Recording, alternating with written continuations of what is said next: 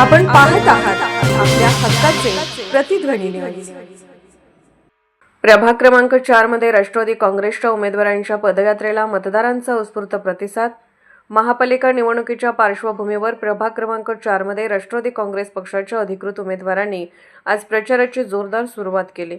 राष्ट्रवादी काँग्रेसचे अधिकृत उमेदवार श्री शिशिर जाधव, रेखा भगत, सिद्धी पिसे तसेच राष्ट्रवादी काँग्रेस पुरस्कृत अपक्ष उमेदवार शैलेश देशपांडे यांनी ब्राह्मणपुरी येथील काशी विश्वेश्वर मंदिरात श्री गणेशाचे दर्शन घेऊन पदयात्रेला प्रारंभ केला।